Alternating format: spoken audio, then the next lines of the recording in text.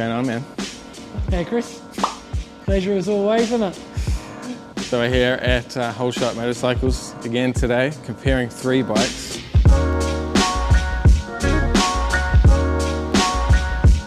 So we've got the Triumph Daytona 660, the Suzuki GXS-8R, and the Aprilia RS660, not the factory version.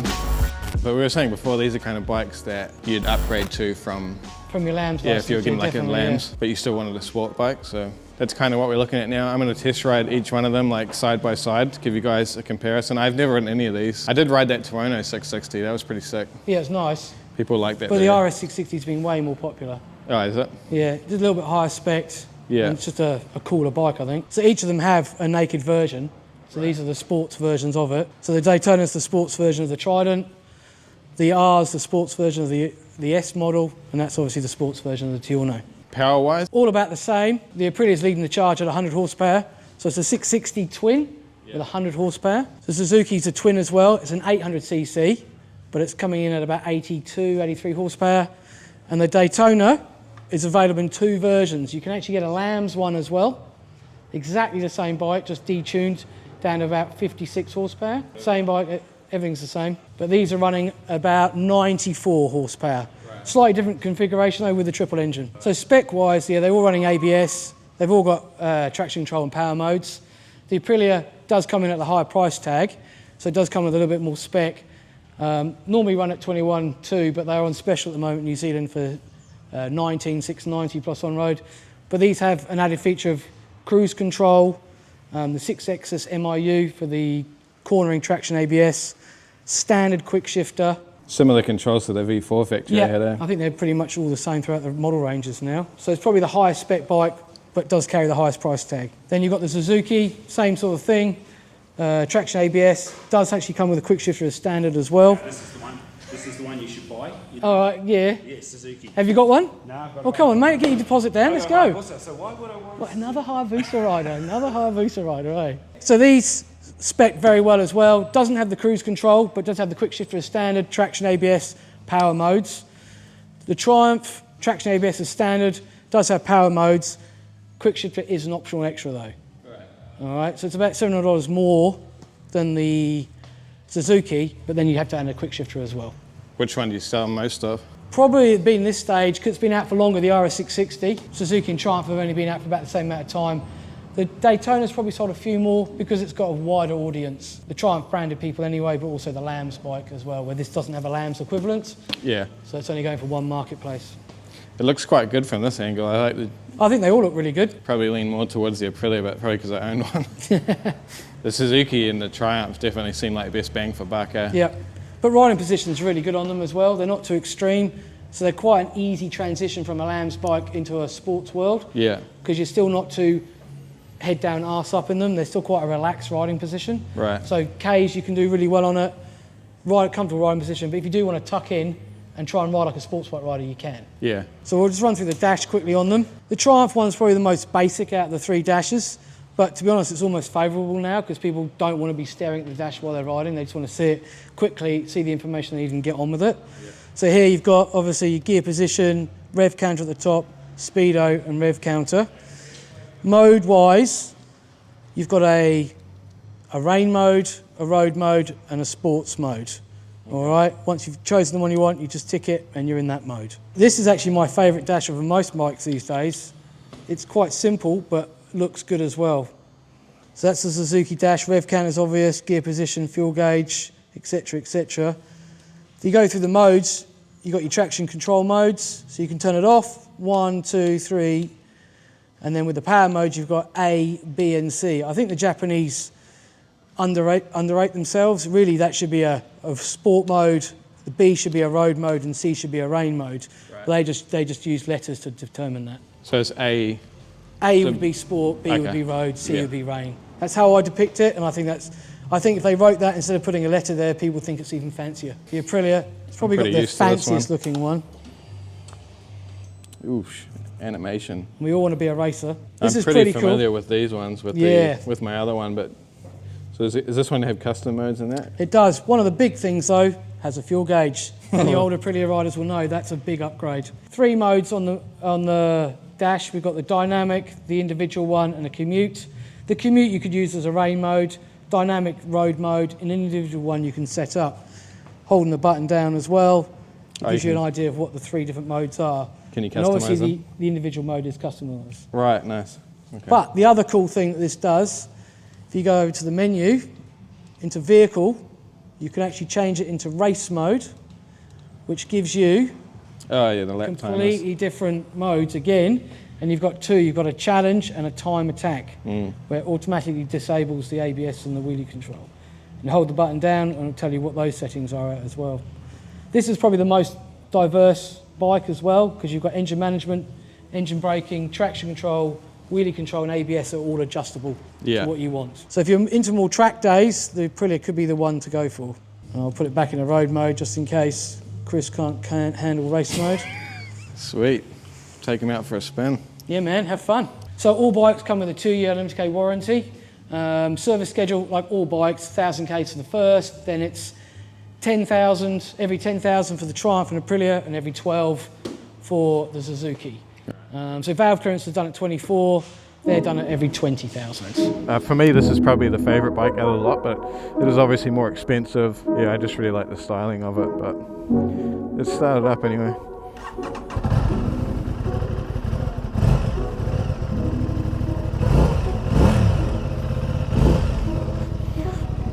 Oh, that's a very different position to my MT. We'll leave it in commute for now. Commute is definitely like rain mode, like Rob was saying. I don't like it. I'm going to change it out. Let's go dynamic. Alright, that feels fair.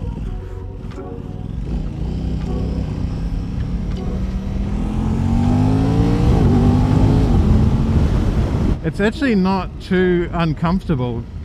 It's definitely more comfortable than the S1000RR I rode the other day. Like, it's not by heaps, but it's definitely not quite as upright. So this one being the most powerful of the lot, and the looks, and has cruise control, and you know, it's got a few extra features that the others don't have. But for me, it's mostly the look of it. I really enjoy the look of the Aprilias. But yeah, so far really comfortable. Not much to say yet, but we'll get it out on the motorway and see what it's like, because it is really windy today. And a lot of you guys have been asking me about stability with my MT09, so it's obviously something that's pretty important to a lot of people. So it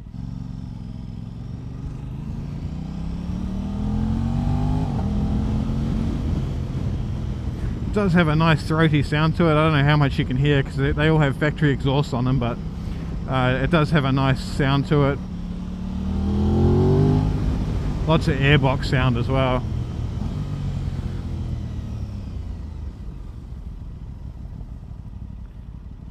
Quick shift is crazy smooth.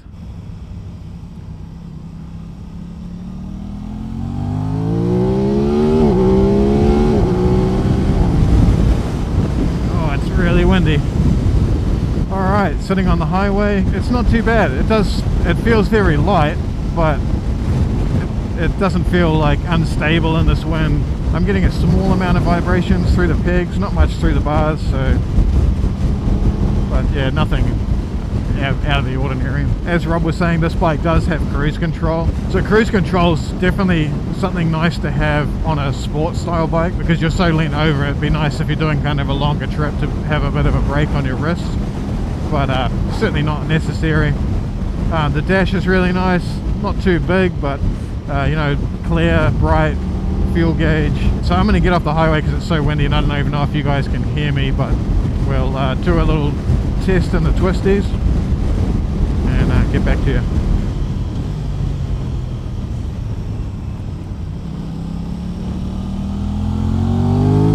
It leans really nicely. I really enjoy that. The quick shift is real smooth, like definitely smoother than my MT09SP, even from first to second. Noticeably down on power compared to my MT09, but everybody knows that bike is pretty loose. Ergonomics are nice, like it's comfortable for a sport bike. You know, if you're going from like a MT07 on your learner license and then upgrading from to your full license and getting, but you want a sports bike, this is a good kind of intro to sports bikes and the ergonomics, because you're like, it's nowhere near as aggressive as like R1 or S1000RR or something like that, you definitely still get that sporty ridey position and the clip-on bars and stuff. So I do notice the Brembos, the brakes are nicer than my MT.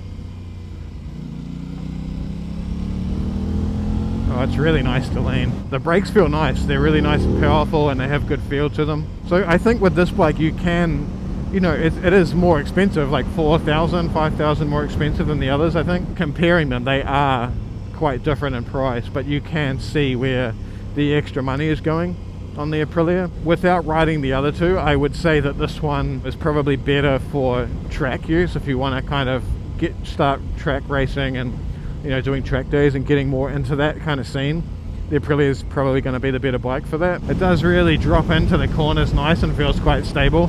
It's going to be really interesting comparing it to the other bikes, and bearing in mind this isn't the factory version, so the suspension's a little bit different.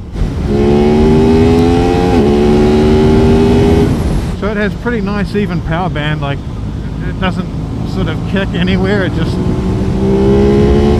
feels pretty smooth all over the place.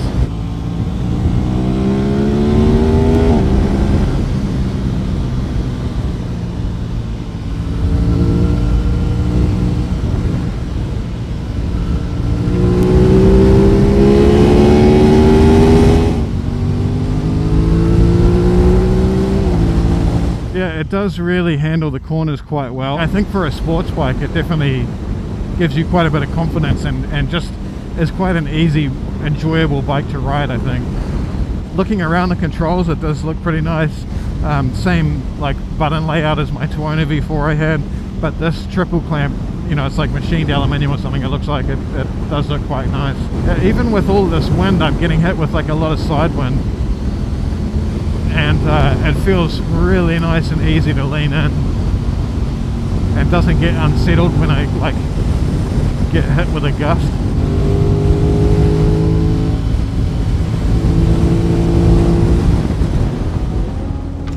Enjoyable ride, honestly, really nice. I think my overall opinion of the Aprilia is it's just a really nice and smooth bike.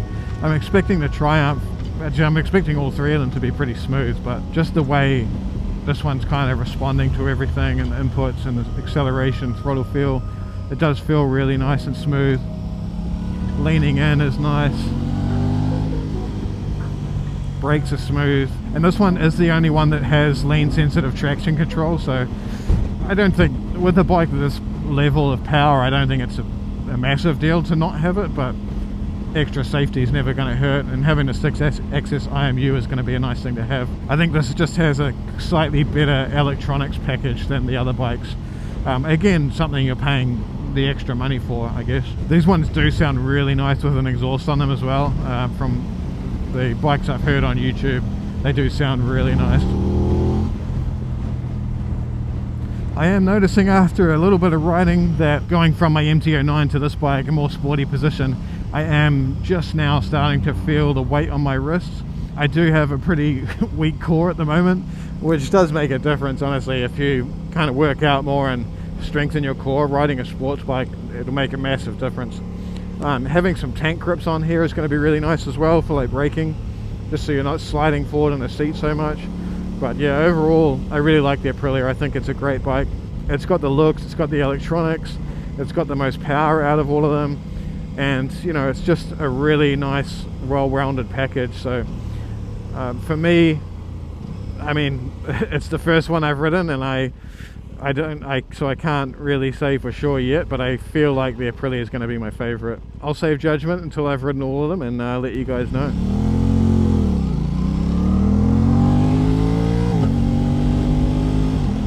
Seating position's pretty good on this too. I am 6'1", and I can get both feet, like just both feet flat down to the ground. So I think if you're like, I don't know, 5'8" or something, you're going to be able to get both feet on the ground, but probably not flat foot. Not a whole lot of room to move around for me. Like my plums are kind of against the tank, but I can move back a little bit and get off to the side if I want to lean in without any problems. So pretty comfortable for someone my height.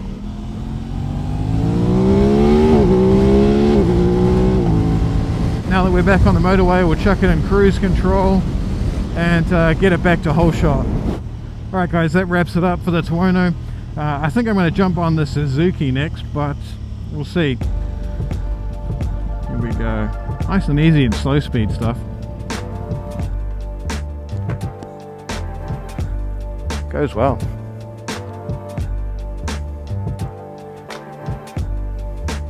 I quite like the look of it compared to the 8S. Just even I put the other one in dynamic. Oh, this does have a quick shifter.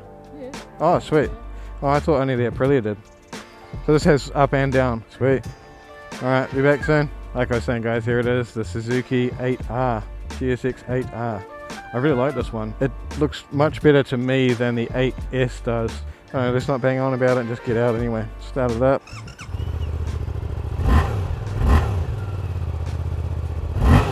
Yeah, it does have a really similar sound, obviously with that 270-degree crank. Oh, this is much more upright. Seating position is a bit lower. Again, 6'1", I can easily get both feet down with a little bit of a bend in my leg.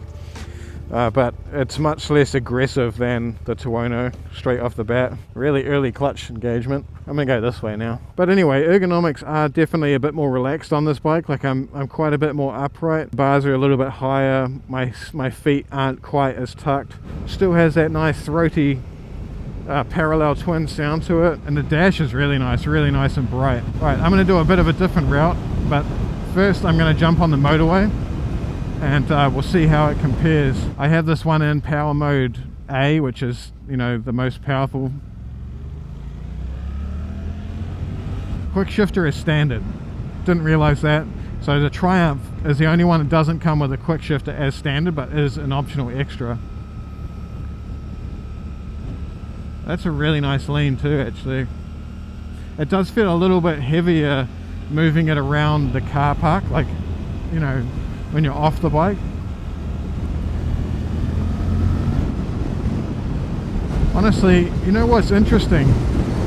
My very first thing that I'm noticing is that the power, it doesn't feel that much different. This one doesn't have cruise control or anything, but you're nowhere near as leaned over. It feels honestly not that much different to my MT09 in terms of seating position, how upright my back is. I'm going to get off the motorway so you guys can hear me a bit better.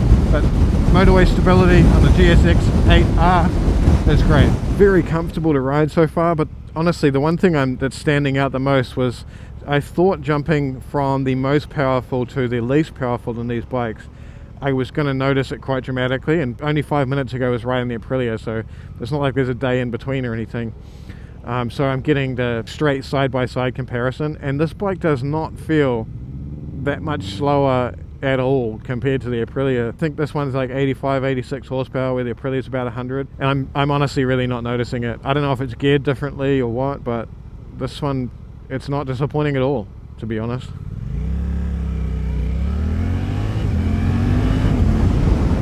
The brakes have a really nice feel to them as well. I'm actually honestly, I'm kind of surprised by this bike. I guess it's coming from like the more premium bike to one that, you know, is the cheapest out of the three. It doesn't have Brembos, it's down on power. I guess you automatically think it's not going to be as good, but my perception has changed instantly. It's a really nice bike. The dash is really nice and clear and bright. It looks a little bit bigger than the Aprilia one and definitely clearer and brighter. At the moment, coming down to the Aprilia versus the Suzuki, I think it's going to come down to styling and riding position, I guess. Like if you want something a bit more aggressive riding, like this is not going to be, I don't know if I can say as good on the track, but the Aprilia is clearly set up more for that kind of racing position. Definitely feels a little bit more top heavy, and it's quite a bit slimmer to sit on. I think riding around town, and like if you want like sports bike, but something a little bit easier to ride around town and like manage in the city, this bike is probably going to be a little bit better than the Aprilia. Plenty of power. That's the biggest standout for me, honestly, you know, because I am comparing these three bikes and they are all very different spec wise. I'm struggling to notice any difference in the acceleration department. It could be down to gearing. It does have a very similar riding position to my MT09, which I did not expect at all, but that's something to note. The suspension's nice, really nice and plush. Like it's not ultra firm. The Aprilia did feel a little bit firmer, whereas these roads are quite rough, and it's a little bit more compliant I think this is just kind of a more relaxed sports bike than the Aprilia is, would be the word that I'd put on it. And I do like how the RS660 tank kind of comes out and looks a little bit more substantial when you're sitting on it.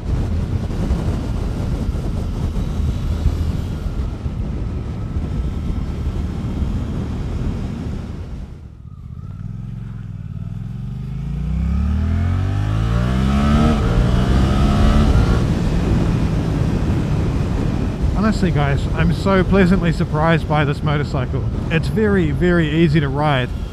Easier to ride compared to the RS660 for sure. I commented earlier that the RS660 was a very easy bike to ride, and it is 100%. I still stand by that, but I think because of the riding position, this is just a little bit less peaky. I don't know what the word is, but it's just a little bit more, I don't know what the word is, but it's just a little bit easier to ride and handle around because you're not quite as leaned over. So far this one wins the most surprising award. Really, really cool.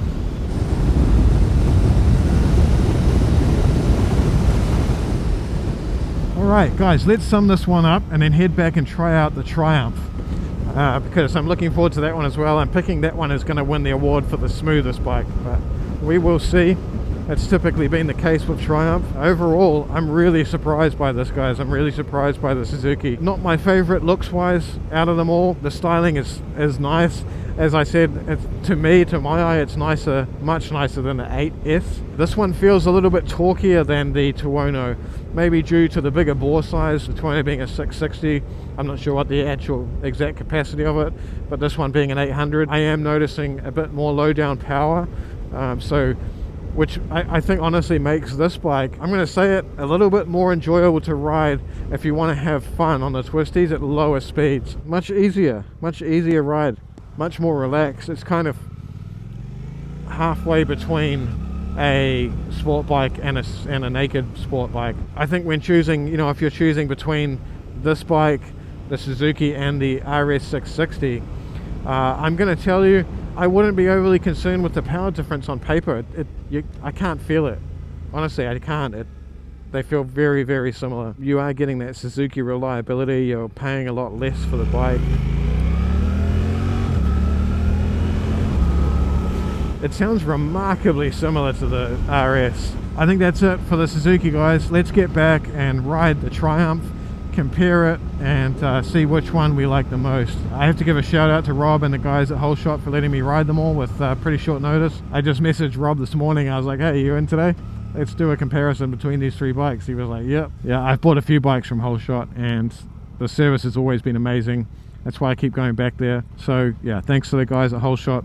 Anyway, let's go get on that Triumph. All right, here we are back at Whole Shot. Time for the Triumph.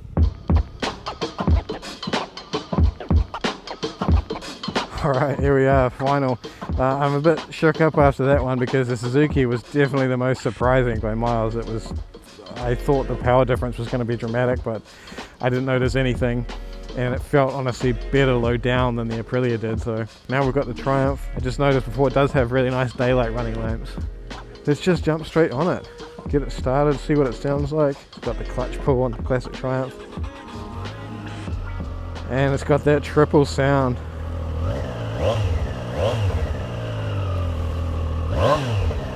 Sounds nice. Alright, back on a triple for the last one. Ergonomics, seating position, about the same, if not a little bit even lower than the Suzuki, but pretty similar. The RS660 definitely has the highest seat. Riding position where the bars are so far feels like pretty much in between both the other two. No quick shifter, so we'll be manually shifting. Very smooth, just as I expected. And we've got it in the highest power mode, so I'm not going to bother with the other ones. Let's just compare them straight out. This one obviously has quite a old school looking dash compared to the Suzuki. The Suzuki has the nicest dash by quite a bit, with the Aprilia followed behind it. And then this is kind of, I don't know, it's budget, but it works, does the trick. We've got a fuel gauge, we've got everything else you could need. Oh, this bike's so smooth. That's one thing Triumph always has had, is just smoothness over, it's a sick Land Cruiser, over any other brand. that I've ridden, which is pretty much most of them, the Triumphs have always had the most smoothest like gearboxes, smoothest throttle response, all that kind of stuff, and this one is no exception. Feels pretty similar to the Street Triple. This one obviously has noticeably less power than the Street Triples, but same kind of layout, same triple cylinder motors. This one feels quite slim, like about the same as the Suzuki with the tank and everything.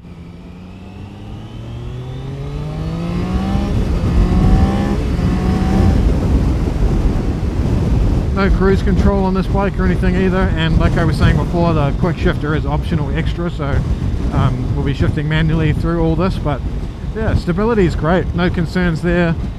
Riding position, like I was saying, I'm kind of leaned over more. Definitely it feels like I'm on a sports bike now, whereas Suzuki I kind of felt like I was just on an MT09, maybe very slightly leaned over, but this one is like, I would say, exactly halfway in between the RS660 and the Suzuki 8S in terms of riding position. Right, let's get off the motorway and we'll try some slow speed stuff and then get on that twisty road and see how it handles. So again, this bike does feel quite a bit narrower compared to the TUONO.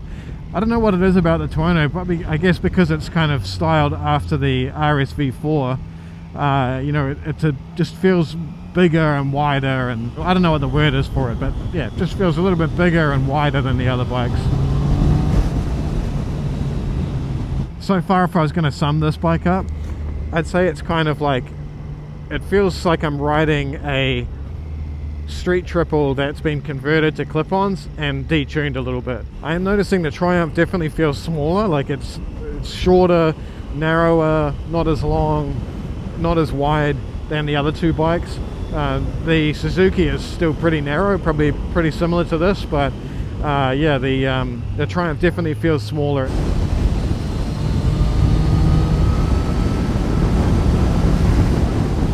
Handling wise, it's really nice. It feels more stable than the GSX, but not as easy to turn in. I think overall, in terms of like just being a really maneuverable, quick handling bike, the RS660 definitely takes the cake for all of three of them, but this one does feel really stable. It doesn't flick around quite as easy.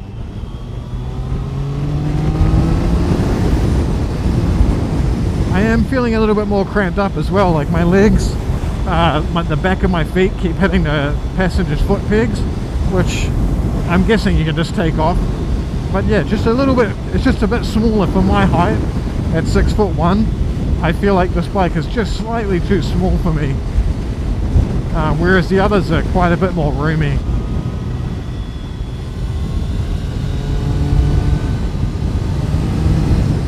I do like a triple, obviously, but let's turn around and go back the same way. Yeah, the brakes aren't as powerful. The Suzuki, I'm surprised by that as well. Triumphs generally, I mean, this isn't like a top of the line triple RS or anything, but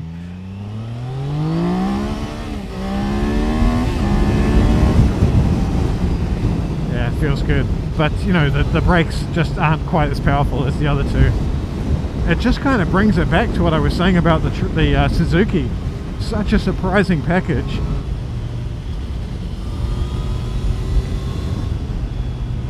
But this does feel fun.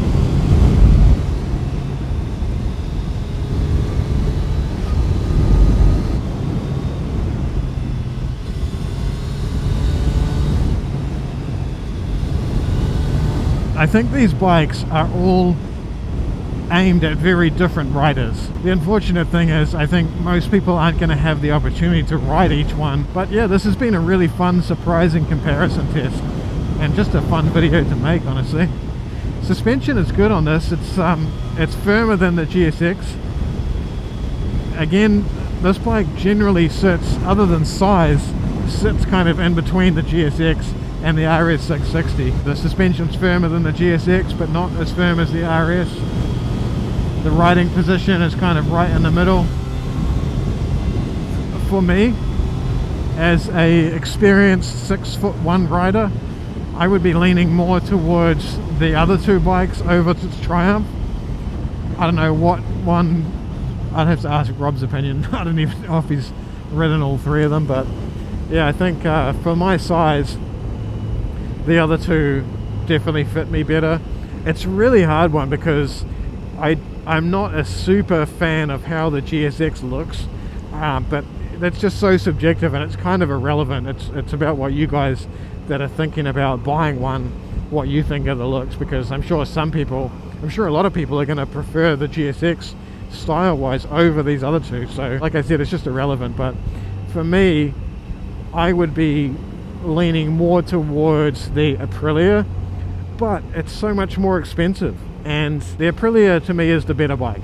It's the better bike out of all three of them, but you're paying for a better bike, so it shouldn't be surprising. If they were all the same price, it would be a little bit unfair. The Suzuki to me was definitely the most surprising out of all of them, but if I was going to sum it up, I would put it into different rider camps. So for example, this bike here I would put down to someone that likes a triple and wants something smooth but maybe isn't quite as tall, maybe someone just a smaller rider, kind of under 5'10" or something like that.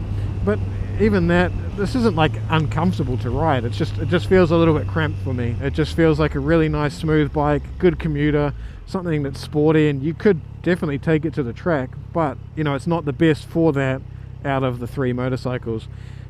It's just a very easy small bike to ride that has a good amount of power and a smooth power band. I think where the RS660 comes into it is for riders that possibly want to do more track days, and you know, maybe you'd want to spend extra money on just having like a European bike and having traction control like with 6 axis IMUs, having cruise control. The most power out of all of them. It's obviously a more premium bike and you're paying the more premium price, so I think all three of the bikes are priced really fairly.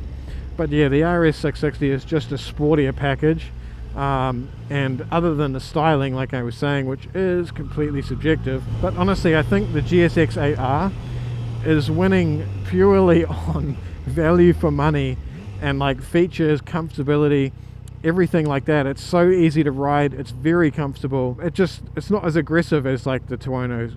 Why do I keep saying TUONO? It's not as aggressive as the RS660, and that might be something you're after. While I do think it is pretty unlikely people are going to be tossing up between the RS660 and the GSX-8R, if you are, and you know, maybe you like the looks of the GSX-8R over the TUONO, RS660, but if you are looking between the GSX-8R and the RS660 but you're a little bit worried about the power specs, don't worry about it, honestly. I didn't notice a difference, and if anything, like I was saying, the 8R feels a little bit punchier down low, probably because of the bigger bore size, or you know, bigger capacity anyway. You're saving a lot of money by getting the 8R and just losing a few features and probably gaining a little bit of reliability, I guess. Anyway guys, that's a lot of rambling. I hope this comparison was actually helpful, if not fun to watch. I don't know, but yeah, thanks again to Rob and the guys from Whole Shot for letting me do this in the first place. But let's head back and wrap this thing up.